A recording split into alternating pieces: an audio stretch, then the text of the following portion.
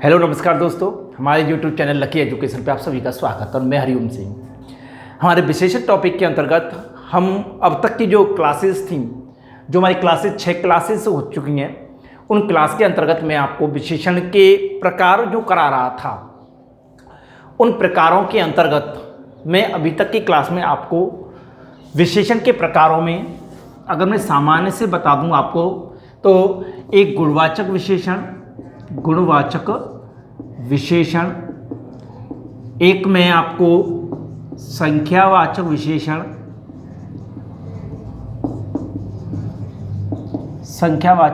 विशेषण, एक गुणवाचक विशेषण, एक संख्यावाचक विशेषण।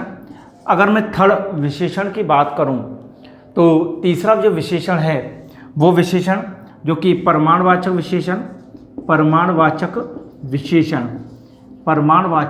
विशेषण। और जो फोर्थ विशेषण था, जो मैंने पिछली 6वीं क्लास में पढ़ा, लेक्चर 6 में कराया था, उसमें आपका संकेत या सार्वनामिक विशेषण, इनके बारे में मैं आपको बता चुका था। संकेत और सार्वनामिक विशेषण के बारे में थोड़ा सा आपको ये बताया था कि जिसमें कि संज्ञा से पूर्व या पहले जो सर्वनाम रूपी शब्द आते हैं, जो कि संज्ञा की उस तरफ संकेत करते हैं या इंगित करते हैं, वो हमारे संकेत या सार्वनामिक विशेषण कहलाते हैं। तो यहाँ तक मैं आपको इन विशेषण के अंतर्गत ये सब चीज़ें करा चुका था। विशेषण के प्रकारों में जो हमारा अंतिम जो प्रकार है, जिसे कहा जाता है कौन सा, व्यक्तिवाचक विशेषण। ठीक है, कहीं कहीं इसके प्रकारों के अंतर इसको नहीं माना जाता है, लेकिन हम इसके 5वें रूप के अंतर्गत प्रकारों में इसका अध्ययन करेंगे। तो देखिए, व्यक्तिवाचक विशेषण क्या होता है, कैसे समझेंगे, क्या इसके उदाहरण हैं, वो सब हमको समझना है। तो पहले हम व्यक्तिवाचक विशेषण के परिभाषा की बात करें तो इसकी परिभाषा जो होती है व्यक्तिवाचक विशेषण की, कि वे विशेषण शब्द जो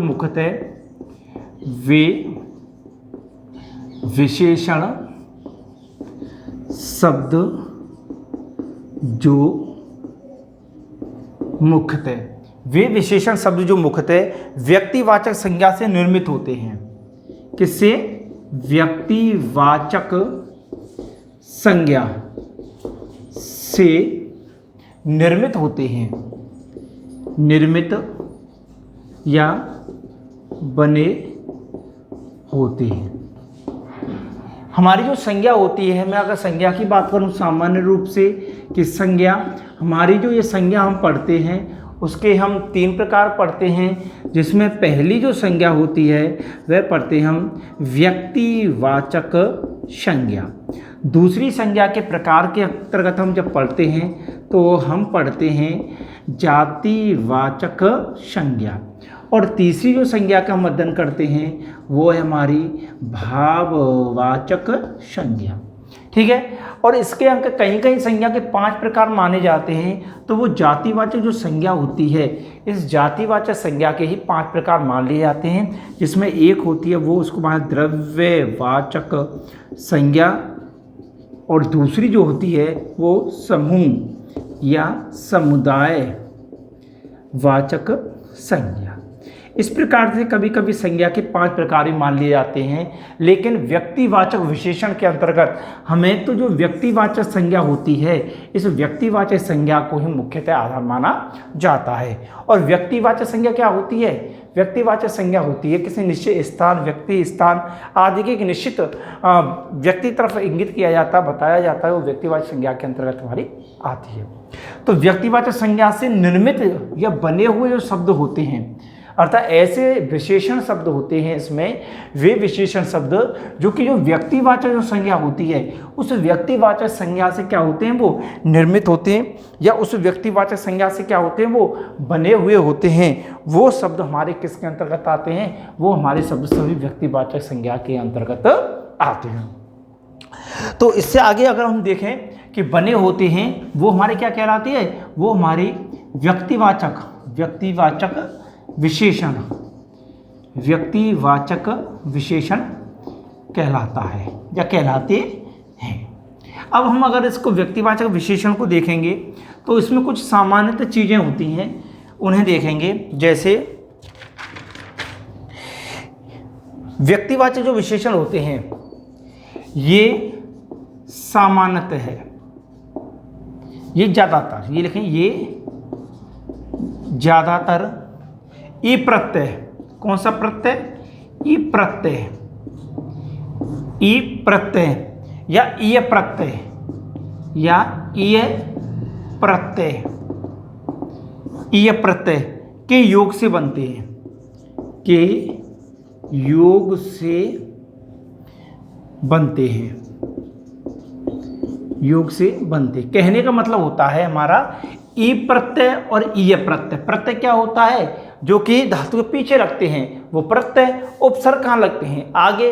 प्रत्यय कहाँ लगते हैं? पीछे। ठीक है, तो प्रत्यय लगते हैं पीछे और प्रत्यय लगते हैं पीछे, उपसर्ग लगते हैं आगे। तो इस प्रकार से हमारे जो ईय प्रत्यय और ईय प्रत्यय जो लगते हैं उसके आधार पर हमारे ये क्या कहलाते हैं? व्यक्तिवाचक विशेषण बनते हैं। अगर मैं इसके उदाहरण की सामान्य सी बात करूं, इसके उदाहरण की तो देखें, सामान्य एक उदाहरण की इधर बात करूं मैं आपके इसकी, तो देखें एक शब्द होता है जैसे गुजरात, गुजरात। अब ये जो गुजरात है, अगर इसमें मैं संज्ञा की बात करूं तो गुजरात एक निश्चित स्थान हो गया, विशेष स्थान हो गया, ठीक है ना, किसी एक को इंगित कर रहा है। तो ये हमारी कौन सी हो गई? व्यक्तिवाचक संज्ञा। कौन सी वाचक? व्यक्तिवाचक संज्ञा। कौन सी हो गई? व्यक्तिवाचक संज्ञा। व्यक्तिवाचक संज्ञा।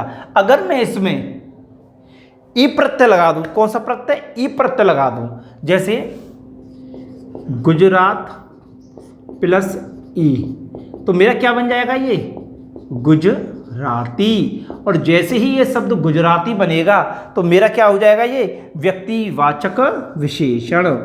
व्यक्तिवाचक विशेषण अर्थात जो गुजराती जो शब्द है वो गुजराती शब्द गुजरात के जो लोग हैं उनकी विशेषता को दर्शाने वाला है, अर्थात उसके विशेषण को दर्शा रहा है। इस प्रकार से ई या ईय प्रत्यय लग करके हमारे जितने भी शब्द हैं वो शब्द हमारे विशेषण अर्थात व्यक्तिवाचक विशेषण के रूप में बदल जाते हैं। इनके कुछ उदाहरणों की और मैं अगर आपको बताता चलूँ तो उनसे आप समझोगे। जैसे कि उदाहरण देखें इसके और एग्जाम्पल, जैसे बनारसी पान, बनारसी पान। अब देखें बनारसी, बनारस प्लस ई प्रत्यय जुड़ गया तो बनारसी पान। अब बनारस शब्द जो है यहाँ पर क्या है? वो संज्ञा। और कौन सी संज्ञा है? व्यक्तिवाचक संज्ञा हमारी। ठीक है, तो उस बनारस शब्द में जब ई प्रत्यय जोड़ दिया तो हमारा क्या बन गया? हमारा बन गया बनारसी। तो बनारसी पान। अब इसको बनारसी पान खाने में बहुत स्वादिष्ट होता है, ये वाक्यों का प्रयोग हो जाएगा। लेकिन आपको तो मुख्यतः यहाँ क्या पहचानना है? व्यक्तिवाचक विशेषण को पहचानना है। तो व्यक्तिवाचक विशेषण को किस प्रकार? और देखें अब इसमें अगर आप पंजाबी भाषा, तो क्या हो जाएगा यहाँ? पंजाब प्लस ई, पंजाबी। क्या हो गई? ये पंजाबी भाषा बहुत कठिन होती है, एक वाक्य प्रयोग हो जाएगा। अब पंजाब क्या है यहाँ? ये व्यक्तिवाचक संज्ञा है। क्या है यहाँ पर? पंजाब एक व्यक्तिवाचक संज्ञा है। तो Punjab plus E equal to Punjabi भाषा। यहाँ पंजाब संज्ञा हो गई, व्यक्तिवाचक संज्ञा, उसमें ई प्रत्यय लग गया तो पंजाबी भाषा। इस प्रकार से इसके जो विभिन्न प्रकार के जो हमारे शब्द हैं वो विभिन्न प्रकार के शब्द बनते हुए चले जाते हैं। और देखें जैसे विदेश प्लस ई, क्या हो गया? विदेशी। विदेशी वस्तुएं लिख लो, विदेशी लोग लिख लो, कुछ भी है। तो विदेश शब्द क्या हो गया यहाँ पर? ये भी संज्ञा के रूप में है। ठीक है, इस प्रकार से सभी शब्द आप चलाइए। जैसे भारतीय संस्कृति, भारतीय संस्कृति बहुत सुसंस्कृत होती है या अच्छी होती है, तो यह भारतीय संस्कृति ये भी किसके रूप में आएगा? व्यक्तिवाचक विशेषण के रूप में आएगा। जैसे मानवीय भूल, मानवीय भूल ये भी किसके अंतर्गत आएगा? मानवीय भूल बहुत छोटी होती है या मानवीय भूल बहुत बड़ी होती है, वाक्य में प्रयोग हो सकता है इसका भी। अगला देखें जैसे जोधपुरी, जोधपुरी जूती।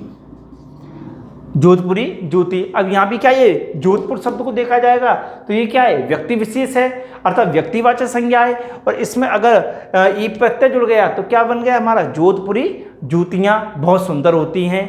ठीक है, और भी अगर उदाहरण देखें इसको, जैसे कि जयपुर प्लस ई जयपुरी।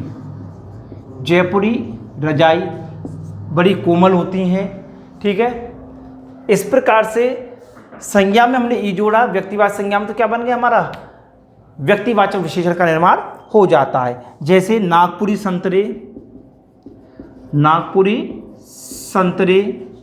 और देखें जैसे कि बंगाली रसगुल्ला। एक्चुअल शब्द तो वो क्या होता है, रसगुल्ला होता है, लेकिन हम बोलते क्या हैं उसको, रसगुल्ला। ठीक है ना, लेकिन जो सामान्य भाषा में आता है वो रसगुल्ला होता है। ऐसे जो भरतपुर के लोग होते हैं बहुत ताकतवर होते हैं, इसलिए भरतपुरी पन्हा कहते हैं ना, भरतपुरी पन्हा है तो ये है, तो भरतपुरी पन्हा, भरतपुरी पन्हा। ठीक है, क्योंकि भरतपुर के लोग शक्तिशाली होते हैं, ताकतवर होते हैं, जहाँ पन्हा को डाल देते वहाँ सीधी नहीं कर सकता कोई भी, तो इसलिए एक उदाहरण देखें तो भरतपुरी पन्हा, तो भरतपुरी शब्द क्या हो गया यहाँ पर, ये हो गया व्यक्तिवाचक विशेषण के अंतर्गत आता है। एक और देखें जैसे उदाहरण, बीकानेरी भुजिया। बीकानेरी भुजिया, जो बीकानेरी भुजिया की जो नमकीन आती है बड़ी स्वादिष्ट होती है, बीकानेर से ही आती है। इस प्रकार से आप देखोगे सभी को तो ये व्यक्तिवाचक संज्ञा होती है, और मैं ई और ई प्रत्यय लगा करके हम सामान्य रूप से हम किसका निर्माण कर सकते हैं, हम व्यक्तिवाचक विशेषणों का निर्माण कर सकते हैं। इस प्रकार से ये जो विशेषण है व्यक्तिवाचक विशेषण, एग्जाम अगर 10th क्लास के एग्जाम की दृष्टि देखी जाए तो 10th क्लास के एग्जाम की दृष्टि से इसमें जो प्रश्न आते बहुत कम आने की संभावना रहती है। वहाँ जो प्रश्न आते हैं वो गुणवाचक विशेषण, संख्यावाचक, परिमाणवाचक विशेषण, ये संकेत या सार्वनामिक विशेषण के अंतर्गत वहीं तक रह जाते हैं।